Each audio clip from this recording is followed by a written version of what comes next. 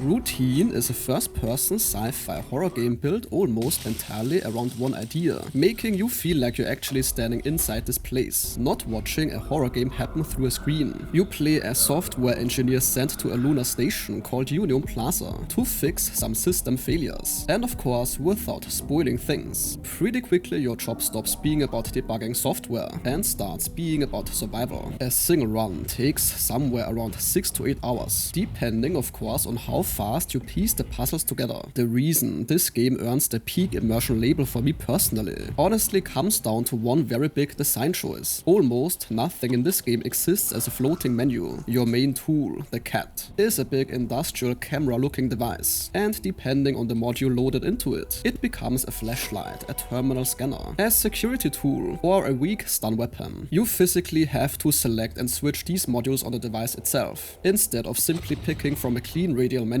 Even your battery life is shown on the cat, not as a bar in the corner of your screen. Using it for light or defense actually drains that battery, so the game makes you constantly feeling aware you're holding a real, limited object. Saving works the same way. There's no pause menu save button. You walk up to a wall projector, connect your device, and save right there. It sounds small, but there's lots of this stuff in the game. It really helps keep you inside the fiction the entire time. Not once do you feel like a player clicking through menus. You're just a guy in a suit interacting with the station's actual systems. Now the game also gives you full body awareness, so your character is not a floating camera. That, plus the fact that there's no waypoint constantly telling you where to go, means you're learning the station the way someone stuck there actually would, by reading the signs, remembering room numbers, and simply paying attention to your surroundings. Of course, the game wouldn't be good if the puzzles didn't lean into this too. Most of them are grounded in workplace logic. So for example, you are diagnosing a malfunction or rebooting a system, instead of solving something that only makes sense in a video game logic. And quite nice. Some of the puzzle details are also randomized between playthroughs. The trade-off is of course that the lack of guidance can genuinely frustrate you. Missing one small clue can mean wandering the same rooms for a while. And it's not always obvious if you misunderstood a puzzle or simply missed an object. Now the game has outstanding sound design, and sound plays such a big role in the atmosphere here. There's a lot of ambient machinery noise, distant footsteps, and also stretches of near silence. And this is on purpose.